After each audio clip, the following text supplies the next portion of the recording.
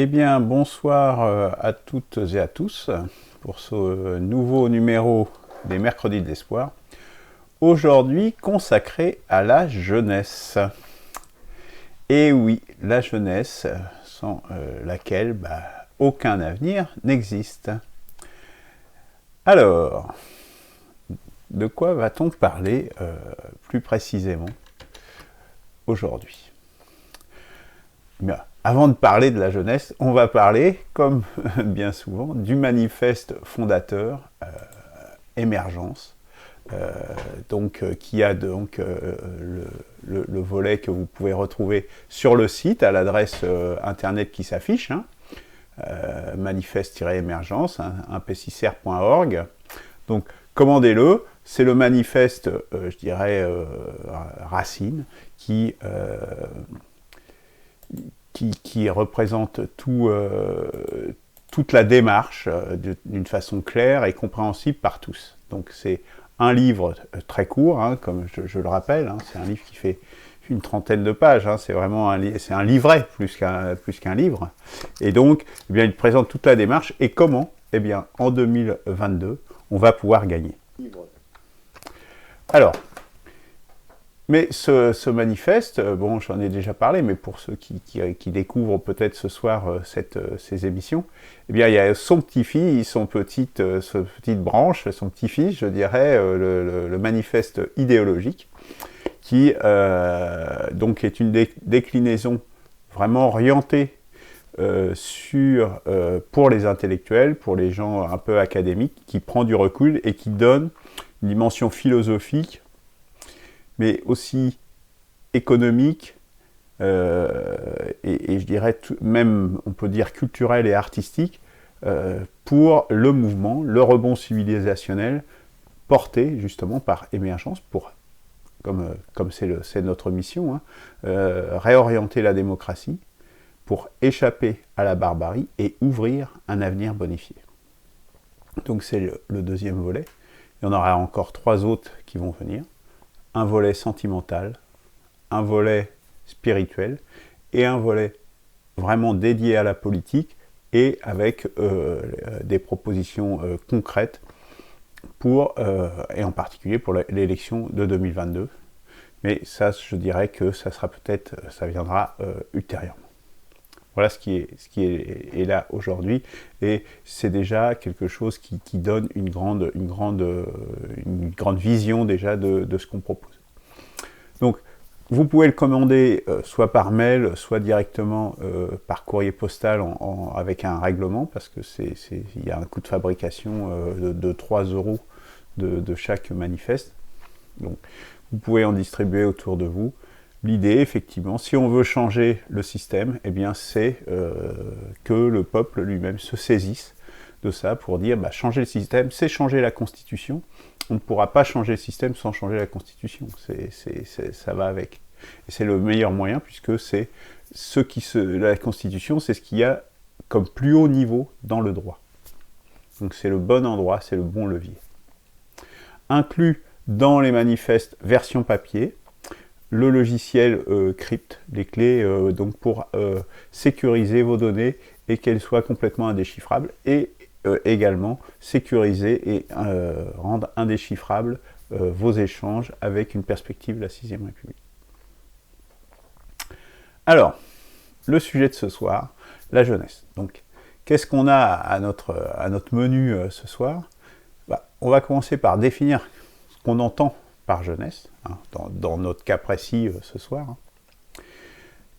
Et puis on va voir quelle en est l'importance et comment c'est crucial de s'adresser à la jeunesse. Ça peut peut-être pas paraître pas si évident que ça pour tout le monde, donc c'est bien de rappeler. On va voir après cela qu'est-ce que ça veut dire d'avoir 20 ans aujourd'hui, en 2020. Donc ça, c'est des retours d'expérience, c'est de l'écoute, je dirais, de jeunes qui sont autour de nous. Et dans quel environnement social ça se déploie. On va parler de pauvreté, richesse ou moyens, ça, vous verrez de quoi il s'agit. Et puis 18-25 ans, rien. La galère. Donc, on verra en quoi c'est une réalité et d'où ça vient aussi. Et en conclusion, eh bien, quel espoir pour la jeunesse? Oui, il y a un espoir pour la jeunesse. Eh bien, on va essayer de le tracer ensemble. Voilà. Alors, avant toute chose, je tiens à dire que cette émission a été architecturée et conçue par l'ami Didier Verbecelt, qui est, ceux qui sont sur le groupe Facebook le connaissent bien, puisqu'il intervient régulièrement, il fait des publications, enfin voilà, c'est un des acteurs majeurs de notre initiative. Donc c'est lui qui est à l'origine de cette émission. Et donc, bon, parfois, j'aurais peut-être quelques hésitations, je serais peut-être obligé de lire quelques notes, donc vous voudrez bien m'en excuser. Alors, qu'est-ce que c'est que la jeunesse? Quand nous aussi, ce soir, on va parler de la jeunesse, de quoi on parle? Parce que c'est pas forcément la définition qu'on a à Wikipédia, etc. Mais nous, on a un sujet bien précis, et c'est cela dont on va parler. Donc, ce qu'on vise ici, c'est la tranche de population, les gens qui sont sortis de l'adolescence, mais qui ne sont pas encore entrés dans l'âge qu'on pourrait qualifier de jeune adulte. Voilà ce qu'on appelle ici jeunesse pour nous ce soir. C'est-à-dire qu'ils ne sont plus vraiment des adolescents, puisqu'ils sont libérés des contraintes associées à l'adolescence. On sait bien que l'adolescence, ce n'est pas une période facile, et donc c'est une période un peu contrainte, mais ce sont des jeunes, des personnes qui sont sortis de cette période, au moins du cœur de cette période qui n'est pas toujours très facile à traverser. Mais en même temps, ce ne sont pas encore pleinement des adultes. Ils sont en mesure, voilà, d'échanger et de discuter, d'échanger d'égal à égal avec d'autres jeunes ou de moins jeunes adultes, des personnes âgées, etc., bon, même quand on est enfant, mais voilà, d'adulte à adulte. Mais en même temps, ils ne sont pas peut-être rentrés complètement dans la vie active, dans la vie sociale, dans tout ce que peut comporter en termes de responsabilité, etc., d'être un jeune adulte. Voilà. Alors, l'adolescence. Déjà, on va faire un petit zoom sur l'adolescence, parce que qu'est-ce que c'est? L'adolescence, c'est une période trouble, où en fait, l'identification, la personne, c'est pas encore complètement identifié. Enfin, son identité de personne est en train vraiment de se construire, de se cristalliser, et elle n'est pas établie. Donc, elle n'est pas établie sûrement. On ne marche pas encore bien sur ces deux jambes. Voilà bien une contrainte de l'adolescence. On n'est pas sûr de soi. Donc on a besoin parfois de chercher des modèles. Et donc c'est souvent marqué justement par de l'imitation. Donc on va faire du mimétisme, comme on dit, d'une autre personne qui est souvent admirée, peut-être un peu, je ne veux pas dire déifiée, mais voilà, qui est admirée comme une autre personne, un frère, une sœur, un professeur, un délinquant, une personne transgressive, voilà. Toute personne, en fait, qui, dans son entourage, va être un petit peu un modèle et qu'on va essayer d'imiter. Dans l'adolescence, c'est vraiment souvent ce qui se passe. Enfin, bon, rappelez-vous, moi je me rappelle, effectivement, moi aussi j'avais un modèle que j'essayais d'imiter. Je dirais, la bascule, elle se fait quand on sort de ça et qu'on devient soi-même, qu'on n'imite plus quelqu'un d'autre, mais qu'on marche sur ses deux jambes. Voilà, là on est sorti de l'adolescence qu'on a fait ça. Alors, l'importance maintenant qu'on a défini un petit peu de ce dont on parlait, quelle est l'importance justement de s'adresser spécifiquement à la jeunesse? Parce que avant tout, la jeunesse, c'est une continuité indispensable avant tout. Ça peut paraître simpliste, mais sans jeunesse, les adultes ne seraient pas. On passe tous par ces étapes de l'adolescence, de la jeunesse, du jeune adulte, etc. Et ce sont bien des jeunes et de maintenant qui deviendront des adultes qui vont justement transmettre. C'est aussi ça, leurs expériences, leurs déboires, c'est une continuité, c'est un fil, c'est la roue qui tourne, comme aurait dit ma mère. Voilà.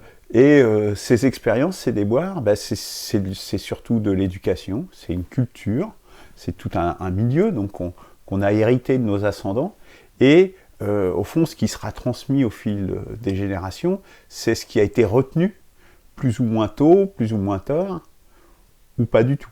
Hein. Et et donc en ça, c'est une chose très importante, puisque c'est ce qui fait que une civilisation se perpétue et elle existe. Et bon, voilà, et c'est pas une période facile, parce que on a vu l'adolescence que c'était pas une période facile, mais l'entrée dans l'âge adulte, il y a plein de choses. Enfin, moi, je me rappelle que c'était tout semblait compliqué, tout semblait complexe, et le monde dans lequel nous vivons, il faut bien dire, est extrêmement complexe et intimidant.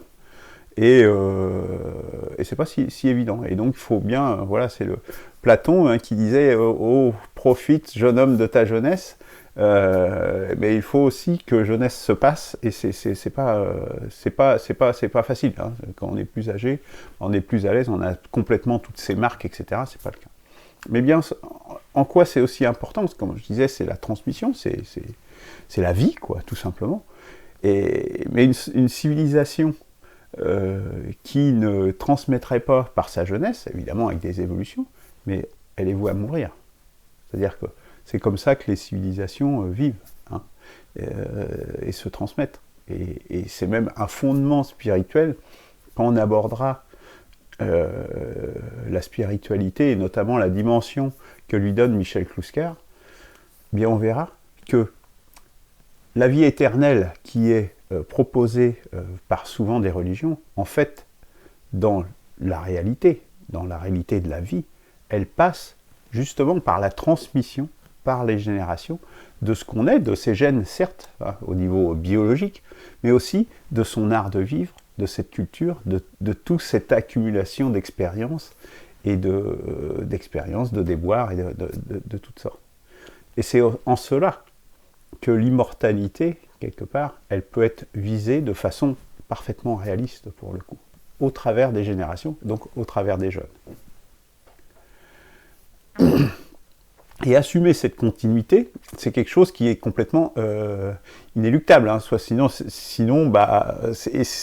une fatalité aussi pour les jeunes, parce que ils sont, c'est ce qu'ils vivent, quoi, c'est ce qu'ils sont, et ils vivent forcément cette continuité, avec les côtés positifs, avec les rejets qu'on peut avoir, ou les impressions et les ressentis qu'on peut avoir avec tout ça, avec toutes les joies, les peines, mais aussi au travers les fêtes. C'est aussi pour ça que les fêtes, c'est important. Les chansons, c'est aussi tout ça qui va vous constituer et qui va vous faire votre identité. Hein. Vous avez votre entité, votre personnalité, qui est nourrie de tout ce passé et de toute cette culture, ce bouillon, cet environnement dans lequel vous avez évolué. Et donc, je ferai encore un parallèle avec une émission que j'avais consacrée à Gérard Depardieu, une chronique des barbaries, où justement, s'il est très malheureux, et il est maintenant, je ne sais pas quel âge il a, mais il a plus de 60 ans, il a peut-être 70 ans, s'il est malheureux aujourd'hui, c'est justement parce qu'il rejette ça, et qu'il ne l'accepte pas, et il se dit, mais moi je suis la perpétuation, je suis la suite de ça. Et on lui a appris dans sa jeunesse qu'il fallait rejeter absolument ça, et ça l'a rendu malheureux pour toute sa vie, et il en souffre encore aujourd'hui.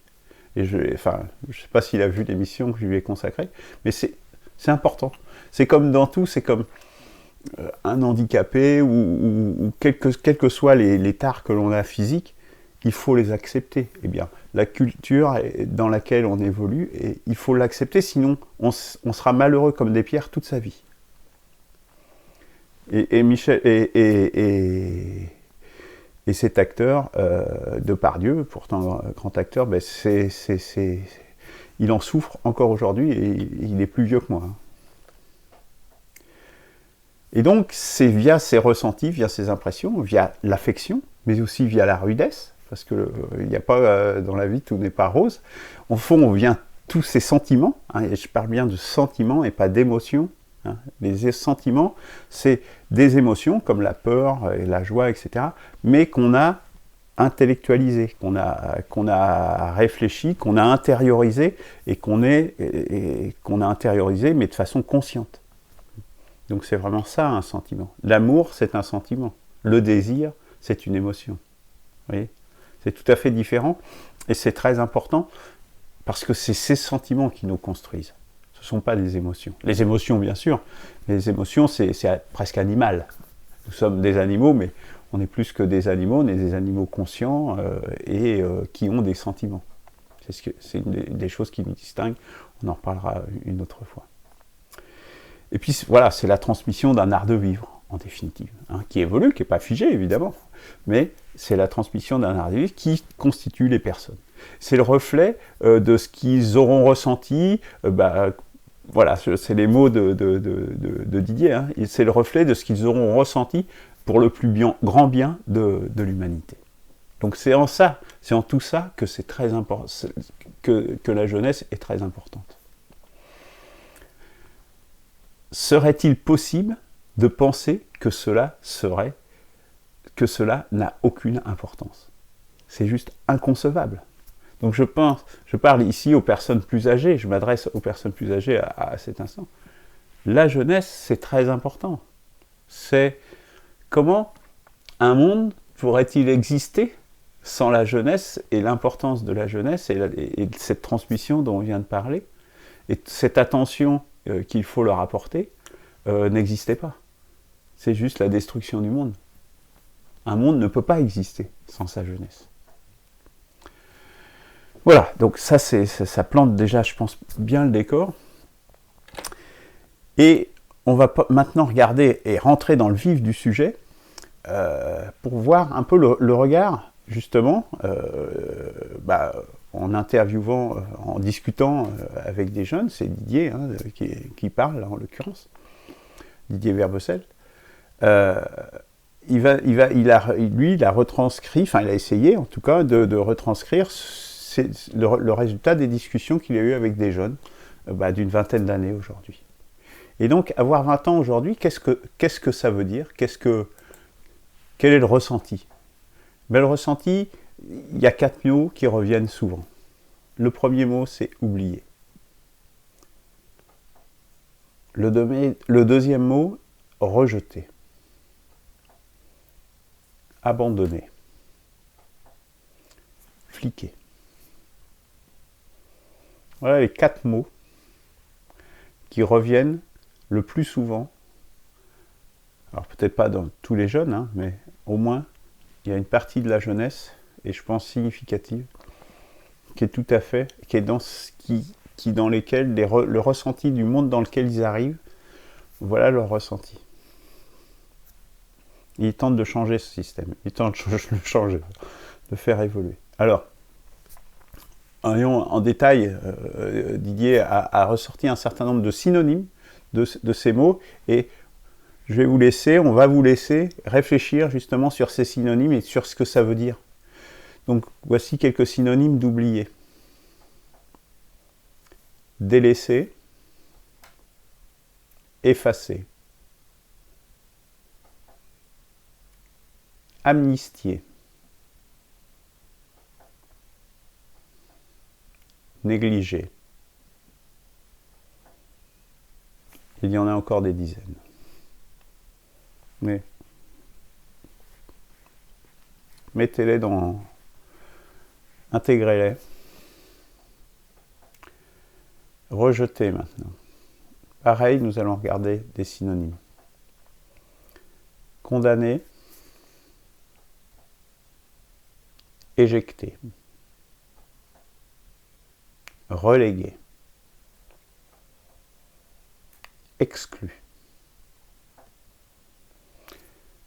Il y en a bien d'autres, donc nous laissons le soin justement de les chercher sur Internet, c'est facile maintenant. Troisième mot, abandonner, esseler, inculte, répudier, isolé, et tant d'autres. Ce sont des mots porteurs de puissance, hein, et c'est des mots, c'est les mots qu'a recueillis Didier auprès des jeunes qu'il peut côtoyer autour de lui. Et voilà, et si vous réfléchissez, vous savez bien que ils sont vrais ces mots.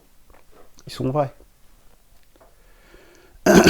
Alors on n'a pas repris Fliquet, il n'a pas repris Didier, parce qu'il dit c'est un peu flou. Le flicage n'est pas productif, on ne sait pas bien le caractériser, donc il l'a mis un petit peu de côté.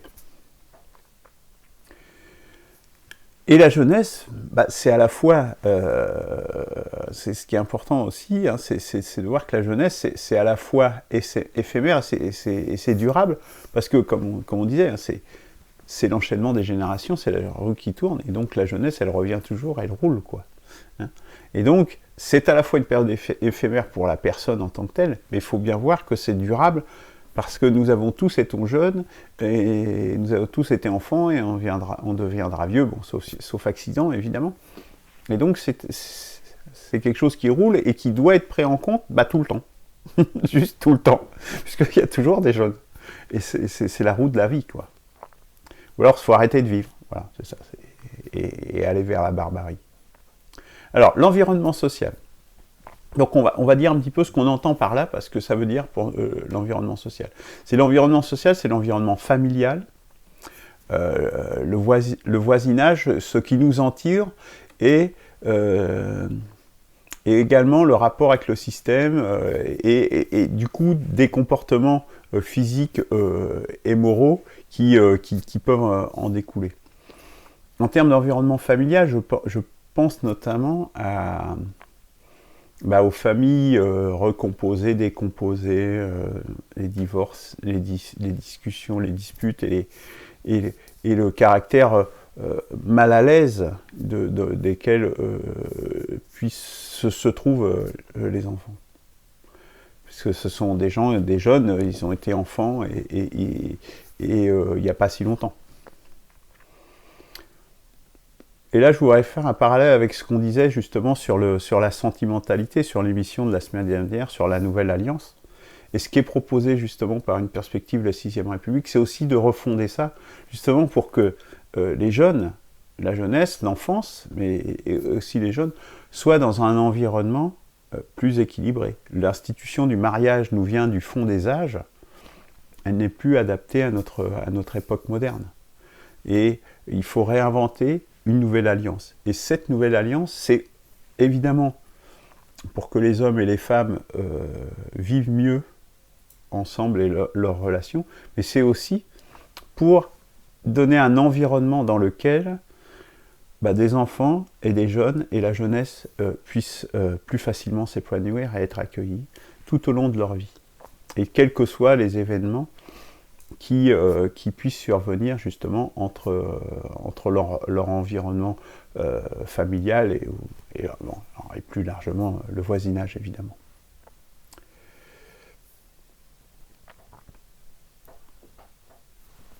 L'environnement social, c'est la vie en société, hein, ça tout simplement, avec la vie et les interactions avec les hommes et les femmes. Du coup, de ça peut découler un certain nombre de comportements qui peuvent être hétéroclites ou qui sèment le doute au fond des jeunes. C'est-à-dire qu'ils sont peu sûrs d'eux, justement, leur identité n'est pas complètement finalisée, et du coup, on doute de soi, quoi. Hein, c'est un peu la conséquence de tout ça, de cet environnement. Ce qu'il faut bien savoir, c'est que c'est pas une chose insurmontable. On est tous passés par là, voilà, et on n'est pas mort. Et alors je vais peut-être lire ce que dit voilà, ce n'est pas une chose insurmontable. Il faut juste la prendre en compte en nos âmes et consciences, simplement pour être lucide.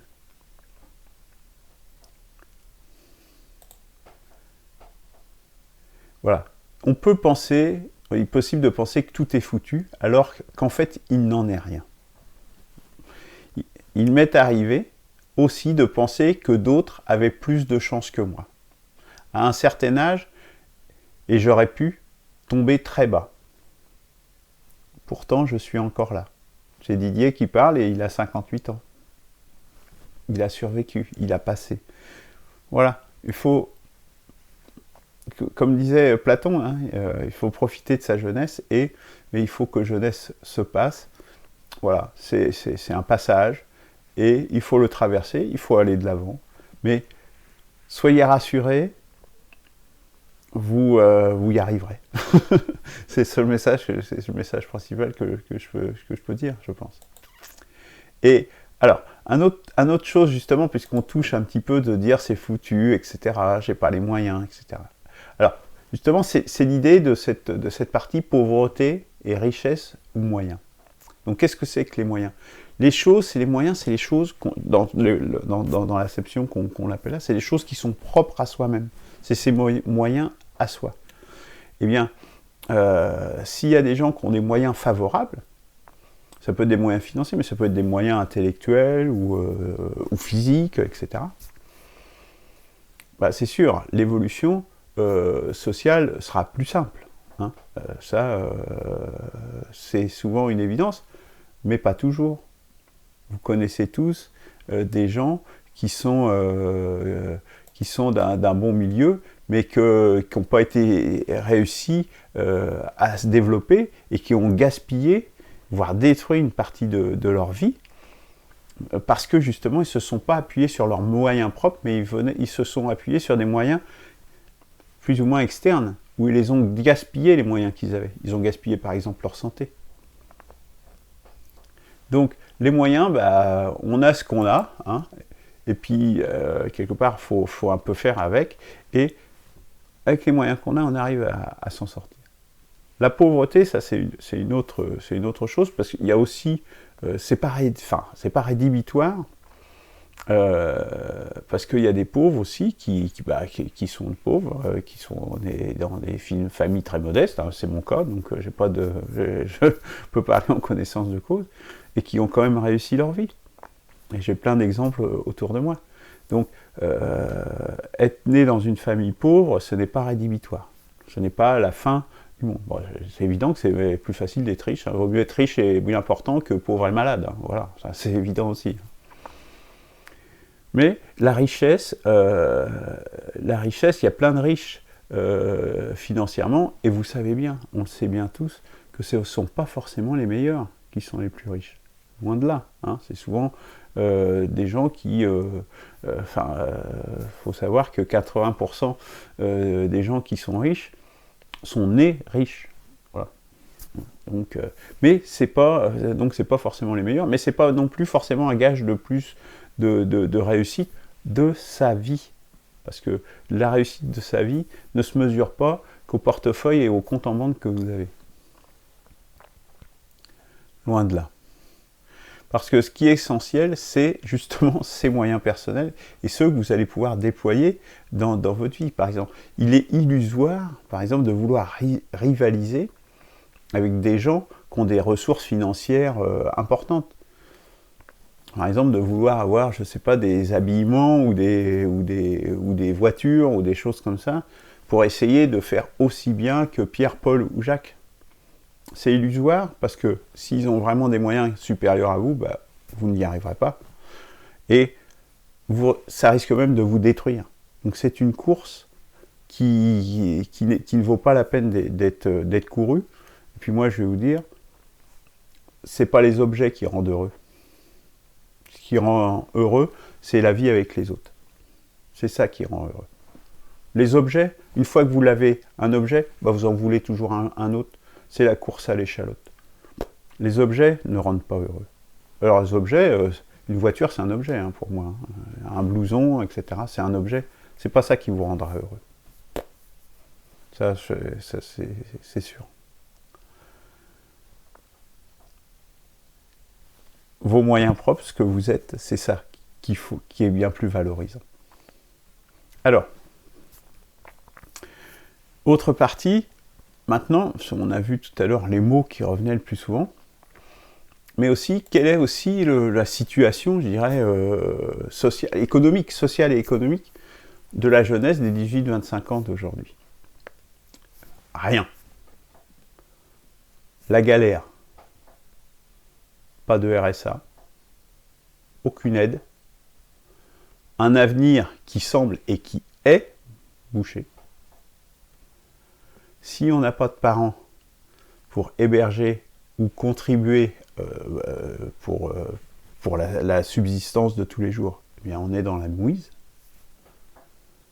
Donc on a notamment également des étudiants qui sont obligés de cohabiter pour pouvoir suivre leurs études, ce qui n'était pas...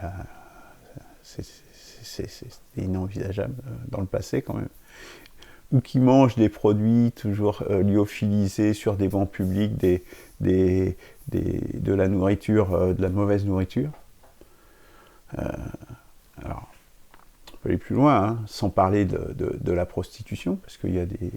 faut le savoir, hein, dans les étudiants, il y a et dans les étudiantes en particulier, il y a de la prostitution justement pour pouvoir mettre un peu de beurre dans les épinards. Voilà, dans quelle situation on est.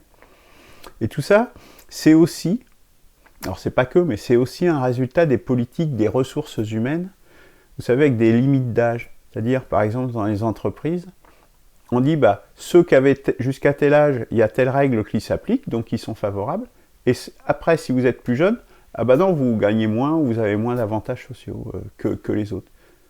C'est une rupture d'égalité terrible. Et ça s'est pratiqué pendant des années et des années, et on en mesure complètement le résultat. Quelque part, c'est une trahison générationnelle, c'est-à-dire que les générations passées ont trahi les générations futures. Donc oui, de ça on peut en vouloir. Hein, on peut avoir quand même, on peut demander des comptes quand même. Parce que la solidarité entre générations, eh bien c'est important, et c'est dans les deux sens.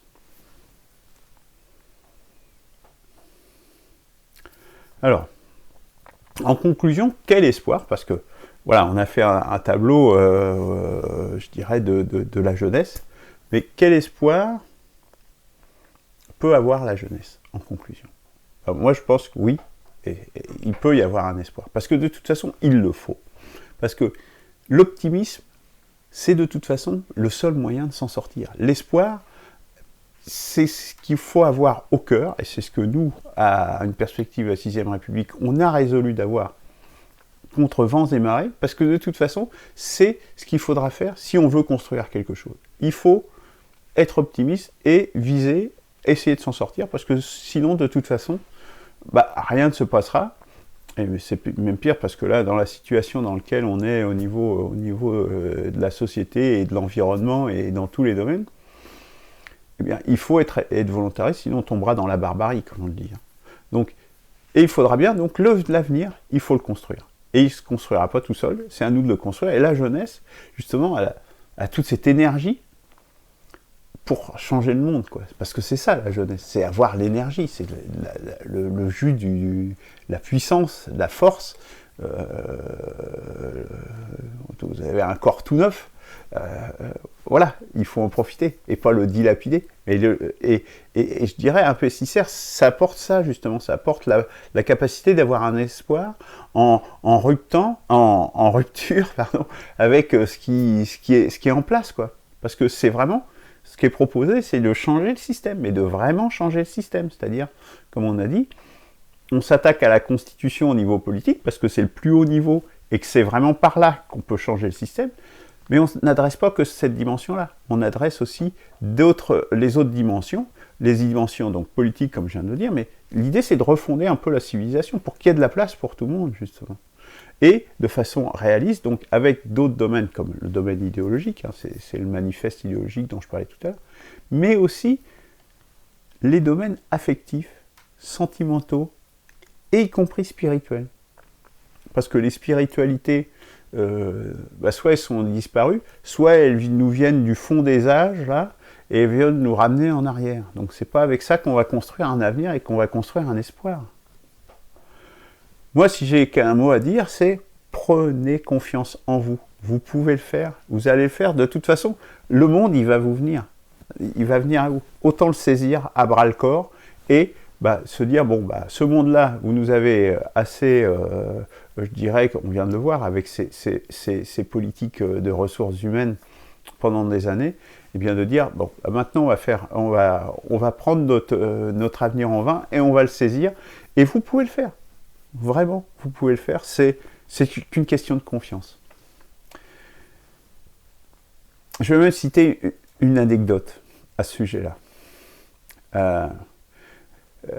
Moi, je suis dans l'informatique et je suis architecte. Bon, voilà. Et il y a un jeune, il y a des années de ça, il y a une vingtaine d'années, et à l'époque, il devait avoir peut-être 25 ans. Et c'était un gars qui débutait un petit peu dans l'informatique, qui avait quand même déjà un petit peu de métier, mais il démarrait quand même, il avait quoi, 1, 2 ou 3 ans de métier. Et on lui confie un gros chantier, un gros truc à faire. Et on lui donne 3 mois.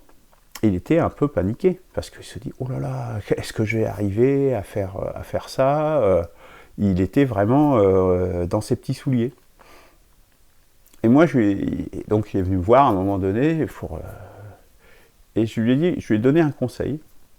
Et on s'est revus après, et je pense qu'il l'a apprécié. Et je lui ai dit, mais ne te précipite pas. Tu as 3 mois devant toi pour le faire. Essaye pas de tout faire dans la première semaine. Parce que ce que tu vas faire, si tu te précipites à faire tout dans la première semaine, tu vas faire plein de raccourcis, tu vas oublier plein de choses et ça ne va pas aller.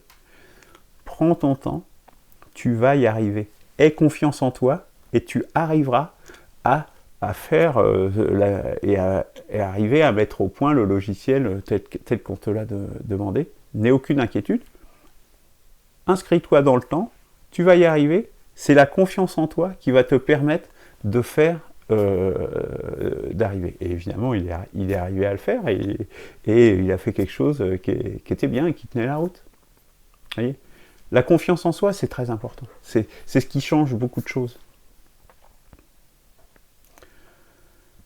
Alors, ça c'était pour les jeunes. Et pour les moins jeunes maintenant, qui nous regardent. Parce que, évidemment, il y a beaucoup de gens qui sont sur un P6R, qui sont déjà plus âgés, plus adultes, hein, plus mûrs. Donc c'est à eux maintenant que je vais m'adresser. Donc pour les moins jeunes, pensez et accordez une importance aux jeunes. Ils sont la représentation des générations futures. Ne les négligez pas. Ce sont de braves êtres. Et soyez attentifs, car ils ont beaucoup de choses à exprimer. Ne les oubliez pas. Allez-y. N'ayez pas peur. Ils sont formidables. Ne les oubliez pas. C'est vous, 40 ans en arrière. Accordez-leur attention, car ils méritent attention.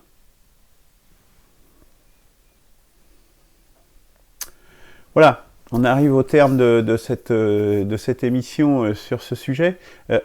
En résumé, quand on a parlé de la jeunesse, on vise la période entre l'adolescence et le jeune adulte.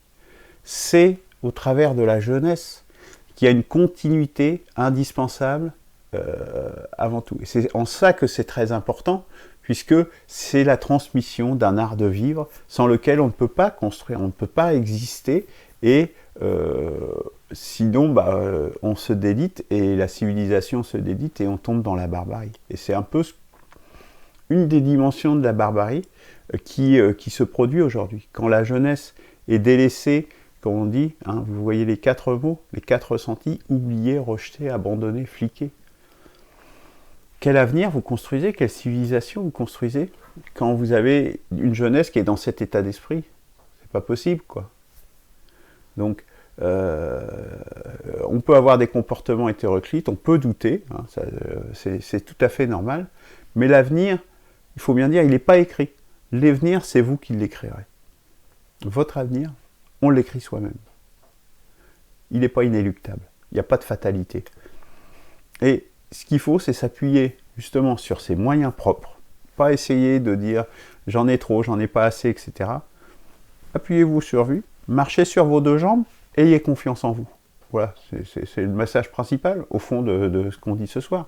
La galère, parce que la galère, c'est une réalité, hein, parce que des enfants qui sont obligés de rester chez leurs parents, alors que quand on était jeune, on n'avait qu'une envie, c'était de partir de chez nos parents pour s'installer dans un... Mais maintenant, les enfants ne peuvent plus partir, parce qu'ils n'ont plus l'autonomie financière suffisante. Donc voilà, c'est quand même bien un problème. L'avenir, de toute façon, il vous appartient, il faut vous en saisir. Et changer le système, c'est possible. Nous, on fait une proposition pour le faire.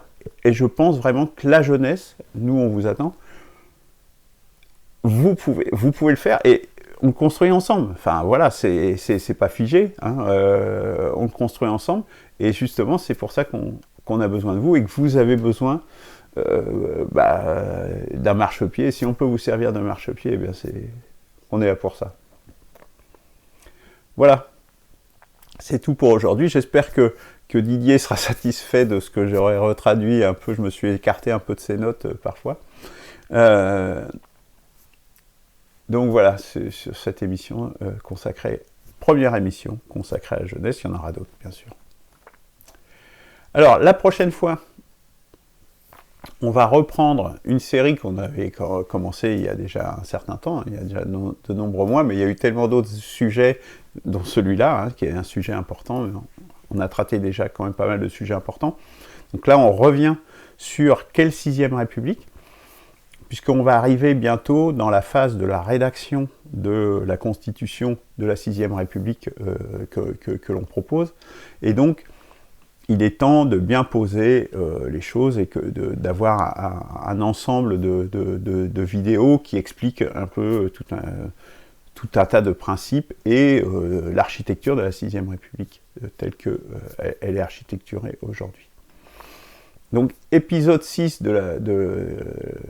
quelle 6e République, on va expliquer un certain nombre de mots, hein, parce que ça a été demandé dans le groupe, parce qu'il y a plein de gens en fait, qui ne sont pas à l'aise avec qu'est-ce que c'est qu'une nation, qu'est-ce que c'est que l'État, qu'est-ce que c'est que la République, qu'est-ce que c'est que la démocratie.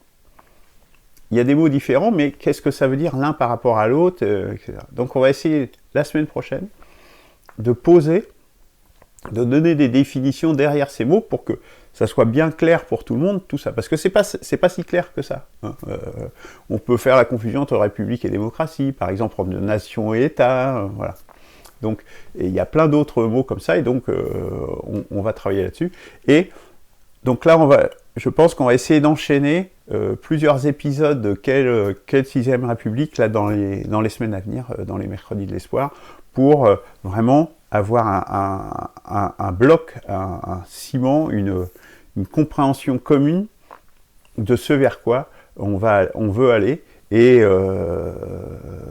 comment on va le changer, ce système. Et on va y arriver, parce que l'approche qu'on a, on n'est plus au XXe siècle avec des gens qui rêvaient et qui nous ont vendu tout un tas de sociétés idéales, mais qui ne fonctionnent pas.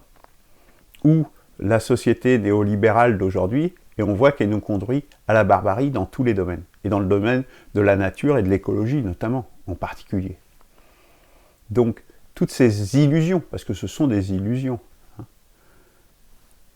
Une perspective de la 6e République se fixe vraiment un objectif, c'est d'être réaliste et d'essayer de construire quelque chose qui fonctionne, et pas de se faire plaisir. Moi, je ne suis pas là pour me faire plaisir, et je vous vends rien du tout. Moi, j'ai rien à vous vendre. Ce que j'essaye de construire avec tout le monde, avec tous les gens qui sont autour d'une perspective de la 6e République, c'est quelque chose qui fonctionne réellement dans la vraie vie et qui ne se retrouve pas avec un coup d'État ou sous embargo, comme est le Venezuela en Amérique du Sud, ou la Russie, ou des choses comme ça. Parce que si c'est pour avoir ce genre de problème dans 5 ans, eh ben, qu'est-ce qu'on aura gagné? Le peuple y aura gagné quelque chose? Rien du tout. Les gens qui critiquent et qui mettent en œuvre des trucs alambiqués, du style tirage au sort, etc., j'en parlerai prochainement, les dangers justement pour la démocratie de ces genres d'aventures. Appuyons-nous sur l'expérience. C'est ce qu'on a dit, la transmission. La transmission, c'est important. On ne peut pas tout réinventer, on ne va pas tout réinventer. Hein. Ceux qui disent qu'on réinvente tout le temps, vous savez pourquoi on vous dit qu'il faut réinventer tout le temps? Je vais vous le dire. Parce qu'ils ont un truc à vous vendre. Parce que le truc, la voiture d'il y a 3 ans, il faut la foutre à la poubelle pour vous en vendre une nouvelle. Voilà pourquoi ils vous demandent de réinventer tout le temps. Mais la vie, c'est pas ça. La vie, c'est on s'appuie sur les choses et on fait des choses durables. Eh bien, c'est exactement ça. Nous sommes les durables. Et la durabilité, c'est de faire des choses qui, justement, fonctionnent dans la durée et pas des aventures. Voilà. Reprenons espoir. Donc, Chronique des Barbaries de la semaine prochaine, de vendredi prochain. Donc, là, on est le 2, ça sera le 4. Complot ou casemate égale barbarie. Bon. Vous verrez ce que ça veut dire. Casemate, hein, vous pouvez chercher sur Wikipédia. Qu'est-ce que ça veut dire? Tous les vendredis, donc à 18h30.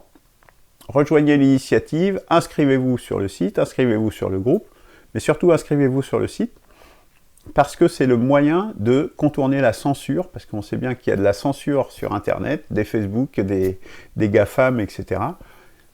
L'inscription sur le site, c'est la garantie que nous resterons toujours connectés. Et ça, c'est pas négligeable. Et puis, bah, finalement, hein, toujours pareil, le manifeste émergence, bah, voilà, commandez-le, lisez-le. Il est disponible en version électronique sur le site. Vous pouvez le lire. Si vous voulez la version papier pour sortir seulement du monde virtuel, eh bien, il y a la version papier, 3 €. Hein, et donc, eh bien, tout est ouvert. Et bien, sur ces mêmes paroles, je vous souhaite une bonne soirée et je vous dis à la semaine prochaine. Et à vendredi pour la Chronique des Barbaries. Au revoir.